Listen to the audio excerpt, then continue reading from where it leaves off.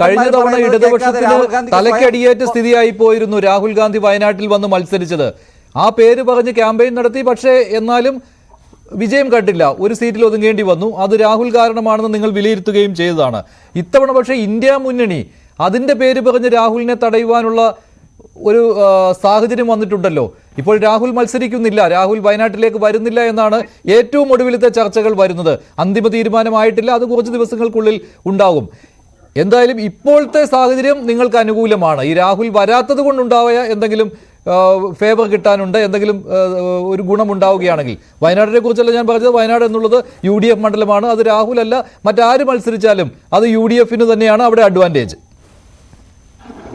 മഞ്ജുഷേ, ഇതിൽ കാണേണ്ടത് കഴിഞ്ഞ പാർലമെന്റ് തെരഞ്ഞെടുപ്പിൽ കേരളത്തിൽ വന്നിട്ടുള്ള രാഷ്ട്രീയ സാഹചര്യം രണ്ട് വ്യത്യസ്ത ധ്രുവങ്ങളിൽ നിന്ന് ഇടതുപക്ഷത്തിന് എതിരായിരുന്നു എന്നുള്ളതൊരു വസ്തുതയാണ്.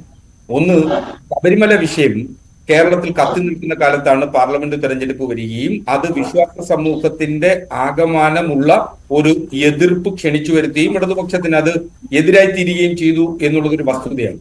രണ്ട്, രാഹുൽ ഗാന്ധിയെ പോലൊരു നേതാവ് ഇന്ത്യയുടെ ഏറ്റവും ശുഭാപ്തി വിശ്വാസം പ്രതീക്ഷ അർപ്പിക്കുന്ന ഒരു നേതാവ് എന്ന നിലയിൽ കേരളത്തിൽ മത്സരിച്ചപ്പോ സ്വാഭാവികമായി കേരളത്തിലെ മാധ്യമങ്ങളും കേരളത്തിലെ ജനങ്ങളും രാഹുലിന് അനുകൂലമായി ചിന്തിക്കുകയും അങ്ങനെ രാഹുൽ ഗാന്ധിക്ക് അനുകൂലമായി ചിന്തിച്ചതിനെ തുടർന്ന് കേരളത്തിൽ 19 സീറ്റ് UDFന് അനുകൂലമായി മാറുന്ന ഒരു രാഷ്ട്രീയ സാഹചര്യമുണ്ട്. എന്നാൽ സ്ഥിതി ഇപ്പോൾ കേരളത്തിലെ രാഷ്ട്രീയ സ്ഥിതി വ്യത്യസ്തമാണ്.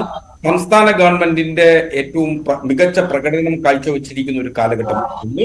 രണ്ട്, ദേശീയ രാഷ്ട്രീയത്തിൽ ഒരു മതേതര സഖ്യം ഉണ്ടാവേണ്ടതിന്റെ ആവശ്യകത പൊതുവെ ഇടതുപക്ഷ മനസ്സ് സൂക്ഷിക്കുന്ന കേരളത്തിലെ ജനങ്ങൾ അങ്ങനെ ചിന്തിക്കുന്നു എന്നുള്ളത്. രണ്ട്, ന്യൂനപക്ഷങ്ങൾക്കിടയിലുള്ള മൂന്നാമത്തെ ഏറ്റവും ഭീതികരമായിട്ടുള്ള ഒരു സാഹചര്യം ന്യൂനപക്ഷങ്ങൾക്കിടയിലുണ്ട്. ഈ മൂന്ന് സാഹചര്യങ്ങളും ഇടതുപക്ഷത്തിന് അനുകൂലമായി ടാപ്പ് ചെയ്യപ്പെടാൻ കഴിയുന്ന ഒരു സാഹചര്യമാണ് ഇന്ന് കേരളത്തിൽ സംജാതമായിരിക്കുന്നത്. മാത്രമല്ല, കേരളത്തിലെ ഇടതുപക്ഷ ജനാധിപത്യ മുന്നണിയുടെ 19-20 സ്ഥാനാർത്ഥികളെയും പ്രഖ്യാപിച്ചു കഴിയുന്ന സാഹചര്യത്തിലും ആരൊക്കെയാണ് സ്ഥാനാർത്ഥികൾ എന്ന ഒരു നിലപാടുകൾ അറിഞ്ഞിരിക്കുന്ന ഒരു സാഹചര്യത്തിൽ സ്വാഭാവികമായും ആ സ്ഥാനാർത്ഥികളുടെ വ്യക്തിപ്രഭാവം ഒരു പ്രധാന ഘടകം. അല്ല, അങ്ങനെയാണെങ്കിൽ അഡ്വക്കേറ്റ് BN ഹസ്കർ, സംസ്ഥാന സർക്കാരിന് അനുകൂലമായിട്ടൊരു സാഹചര്യം എന്ന് താങ്കൾ പറയുന്നു. ഈ മതേതര മൂല്യങ്ങൾ സംരക്ഷിക്കുന്നതിന് വേണ്ടി ഇടതുപക്ഷത്തെ ജനങ്ങൾ വിശ്വാസത്തിലെടുക്കുന്നു എന്ന് പറയുന്നു. കാൻഡിഡേറ്റ്സ്, നിങ്ങളുടെ സ്ഥാനാർത്ഥികൾ മികച്ചവരാണെന്ന് പറയുന്നു. അങ്ങനെയാണെങ്കിൽ രാഹുൽ വയനാട്ടിൽ വന്ന് മത്സരിക്കട്ടെ ആനി രാജയ്ക്കെതിരെ എന്ന് പറയാമോ? അല്ല, രാഹുൽ ഗാന്ധി കേരളത്തിൽ വന്ന് മത്സരിക്കുമ്പോൾ ആദ്യം കിട്ടുന്ന ഒരു പെർഫോമ ഇപ്രാവശ്യം ഉണ്ടാകും എന്ന് ഞാൻ കരുതുന്നില്ല. കാരണം കഴിഞ്ഞ തെരഞ്ഞെടുപ്പിൽ വയനാടിൽ രാഹുൽ ഗാന്ധിക്ക് 4,31,770 വോട്ടുകളുടെ ഭൂരിപക്ഷമാണ് ലഭിച്ചിരുന്നത്. എന്നാൽ അതിന് തൊട്ടു മുമ്പ് നടന്ന തെരഞ്ഞെടുപ്പിൽ ശ്രീ MI ഷാനവാസ് ജയിച്ചത് 20,770 വോട്ടുകൾക്ക്. അപ്പൊ സ്വാഭാവികമായ ഒരു UDF അനുകൂല മണ്ഡലമായിരുന്നിട്ട് പോലും ശ്രീ MI ഷാനവാസിന് 2014 20,270 വോട്ടുകൾക്ക് മാത്രം ഫിനിഷ് ചെയ്യാൻ പറ്റിയിട്ടുള്ള ഒരു മണ്ഡലമാണ്. പക്ഷെ രാഹുൽ ഗാന്ധി വന്ന് മത്സരിച്ചപ്പോ ചിത്രം മാറുകയും 4,31,770 വോട്ടുകൾക്ക് ജയിക്കാൻ കഴിഞ്ഞിട്ടുള്ള ഒരു വസ്തുത തന്നെയാണ്.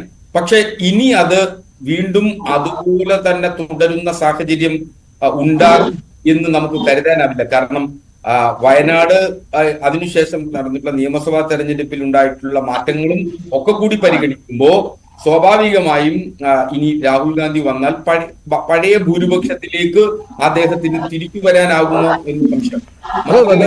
പിന്നെ നിങ്ങൾ പറയുന്നത് എന്തിനാണ് രാഹുൽ ഗാന്ധി കേരളത്തിൽ വന്ന് മത്സരിക്കരുത്, BJPയുമായിട്ട് നേരിട്ട് ഏറ്റുമുട്ടുക, ഇന്ത്യ മുന്നണിയെ ദുർബലപ്പെടുത്തരുത്, വയനാട്ടിൽ വന്ന് മത്സരിച്ച് ഇന്ത്യ മുന്നണിയെ ദുർബലപ്പെടുത്തരുത്, ഇതും നിങ്ങൾ പറയുന്ന കാര്യമാണല്ലോ.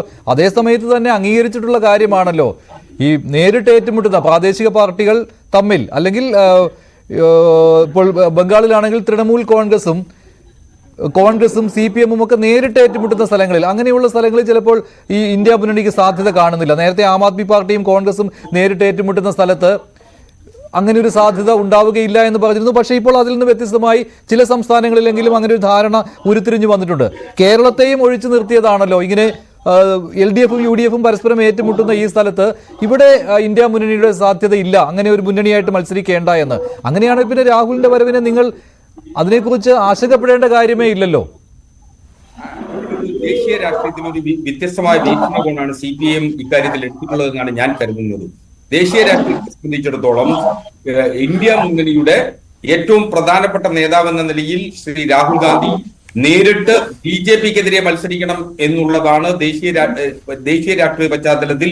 അങ്ങനെ മാത്രമേ നമുക്ക് കരുതാനാവൂ. കേരളത്തെ സംബന്ധിച്ചിടത്തോളം 20 സീറ്റിൽ ഇന്ത്യ മുന്നണിക്ക് അനുകൂലമായി വരുന്ന സാഹചര്യമാണ് കേരളത്തിലുള്ളത്. അപ്പോ ആ 20 സീറ്റിൽ വേണ്ടിയിട്ട് ഒരു പരസ്പര മത്സരം ഒഴിവാക്കിക്കൊണ്ട് സ്വാഭാവികമായും രാഹുൽ ഗാന്ധി ഇപ്പോൾ ഒരു ദേശീയ നേതാവ് എന്ന അർത്ഥത്തിൽ അദ്ദേഹം UP പോലുള്ള ഏറ്റവും പ്രധാനപ്പെട്ട മണ്ഡലത്തിൽ മത്സരിക്കുകയും BJPയുമായി ഏറ്റവും ശക്തിയുക്തമായിട്ടുള്ള ഒരു തെരഞ്ഞെടുപ്പ് സാധ്യതയിലേക്ക് മത്സരിക്കുകയും വേണം എന്നുള്ള ഒരു നിലപാടാണ് CPIM ഉയർത്തിപ്പിടിച്ചത്. അതുകൊണ്ടാണ് ജയിക്കുന്നതിന് വേണ്ടിയല്ലേ, LDFന് ജയിക്കുന്നതിന് വേണ്ടിയുള്ള ഒരു നിലപാടല്ലേ, അതല്ലാതെ ദേശീയ രാഷ്ട്രീയത്തെ മുന്നിൽ കണ്ടുള്ളതൊന്നും അല്ലല്ലോ. സംസ്ഥാന രാഷ്ട്രീയത്തെ മുന്നിൽ കണ്ടുള്ള ഒരു നിലപാടെടുക്കലാണ് CPIM നടത്തുന്നത്. അതല്ലെങ്കിൽ കഴിഞ്ഞ തവണത്തെ പോലെ ഈ കൂറ്റൻ തോൽവിയെ നേരിടേണ്ടി വരുമോ എന്നുള്ള ഭയം, അത്രയേ ഉള്ളൂ അതിനകത്ത്. അല്ല, കഴിഞ്ഞ 2019 തെരഞ്ഞെടുപ്പിന്റെ ചരിത്രം ആവർത്തിക്കും എന്ന ഒരു ഭയവും ഇടതുപക്ഷത്തിനില്ല. കാരണം 19 സീറ്റിലും ഇടതുപക്ഷം നിർത്തിയിരിക്കുന്ന 19 സീറ്റിലെ ഇടതുപക്ഷ ജനാധിപത്യ മുന്നണിയുടെ സ്ഥാനാർത്ഥിക്ക് അങ്ങ് പരിശോധിക്കും. അല്ല, കഴിഞ്ഞ തവണ സ്ഥാനാർത്ഥികളായിരുന്നു. കഴിഞ്ഞ തവണ സ്ഥാനാർത്ഥികളുടെ കാര്യത്തിൽ ഇടതുപക്ഷത്തിന് തെറ്റുപറ്റിയിട്ടൊന്നുമില്ലായിരുന്നു. പക്ഷേ ഈ താങ്കൾ പറഞ്ഞതുപോലെയുള്ള ഘടകങ്ങൾ വന്നു. അതിൽ ഏറ്റവും വലിയ ഘടകമെന്ന് LDF തന്നെ വിലയിരുത്തിയ കാര്യമാണ് രാഹുൽ ഗാന്ധിയുടെ വരവ്.